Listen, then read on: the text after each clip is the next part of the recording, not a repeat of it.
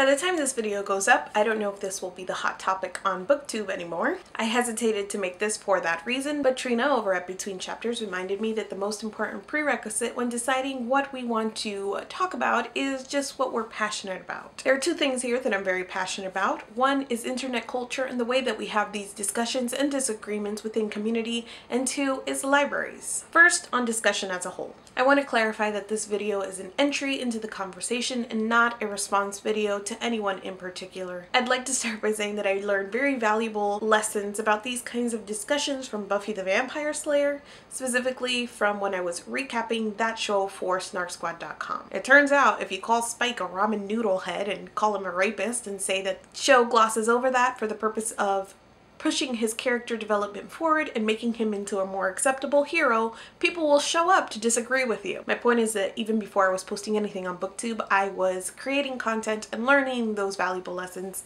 about disagreement and passion-driven conversations within internet communities. It's a difficult thing when somebody disagrees with you to separate your opinion from yourself. That's why it kind of hurts whenever someone's like, that thing was awful, I hated it, and you're just standing in the background thinking, that's my favorite. We're ultimately talking about books within a community that is obviously very passionate about books. And it's easy to say, calm down everyone, or don't be dramatic.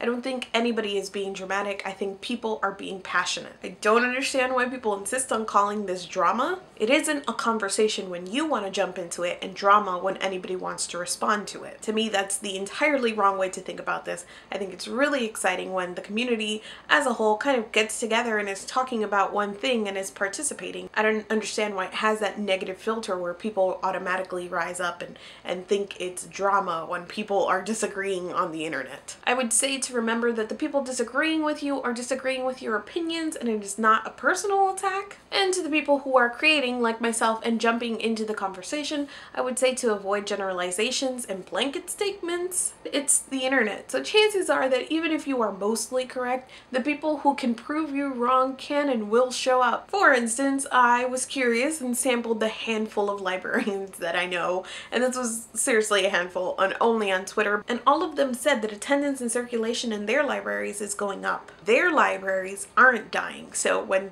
somebody says something like libraries are dying, of course that causes feelings in people who have a different experience. And all of that brings me to the point that I love libraries. I think one of the first things I ever said in a BookTube video is that I am a library user. I'm a public library user because my father used to take us there during summers for fun and free activity. I'm a library user because I'm very conscious of how I use my limited space and exhaustible funds when it comes to books or any other hobby. I'm a library user because I love to browse and I love to have a quiet place to read and to work. In the conversations that have been going around, the word privilege has been used. It's a very touchy word and I don't think there's anyone that really particularly enjoys being called out on their privilege. Now, completely apart from the book buying aspect, it must be said that it is a truly privileged point of view to say that just because you don't do something, it's not a thing. Just because you, in your sphere of influence or knowledge, the people you associate with don't use libraries, they must be a dying institution? I'm sorry, but that is a privileged point of view and one that we need to be careful of. Now, right away when the word privilege is used, the response seems to be, I know you are, but what am I? It is a certain privilege to have the disposable income to buy books and to live in so happy and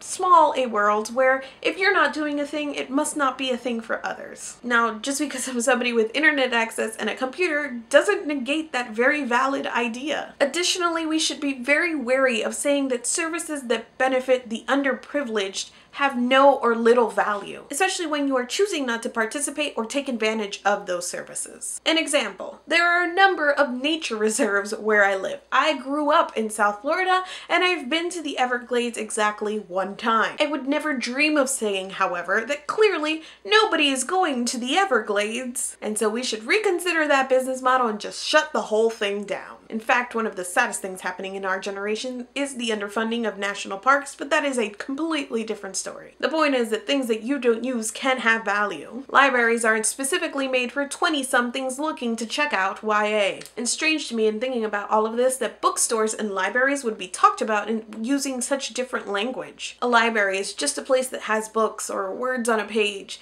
but a bookstore is something that we champion, that we say, go out there and support, find your indie bookstores. We take pictures and selfies and videos of different bookstores. I don't understand where the disconnect is happening, especially in the language that we use to talk about these two different things. Again, another mistake that can be made when talking about these things is to generalize and not realize that you're talking about your public library or the public libraries that you have specific experience with. There are different libraries, different systems, different countries going on, all represented by the videos that are being uploaded currently. I've been going to the Broward County Public Library since I was a kid.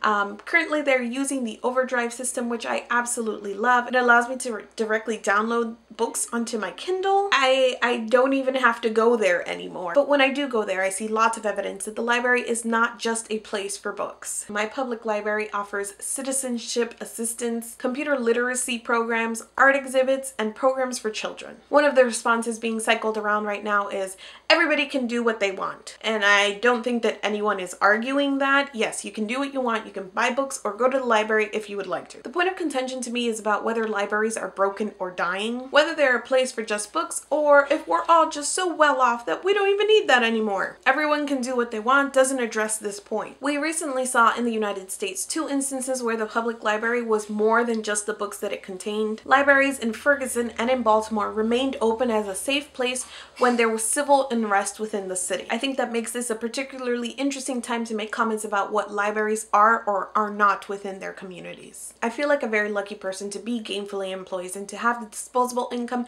where I can buy books and have them be decorative or put on my shelf, and sometimes I don't even read them right away. That is my reality, but that's not everyone's reality. And I think it isn't a matter of just shrugging your shoulders and saying, well, that's the way the cookie crumbles. I think it is important to think about things like libraries and what value they have, not just for me specifically, but for people outside of my own reality and outside of my own socioeconomic status. Those were mainly the points that I was coming up with as I was watching all of this. I would just remind everyone to be wary of labeling disagreement as drama. I'll finish by emphasizing that I love the public library. I will continue to use the public library. You don't have to, and that's okay, but I would encourage everybody to just go check out their local library's website and look at the programs that are offered besides just checking out books. It might inspire you to volunteer or to participate and take advantage of those services, and it might not. But at the end of the day, it will be informative, and as those old PSAs used to tell us, and the #1 reason libraries are so important,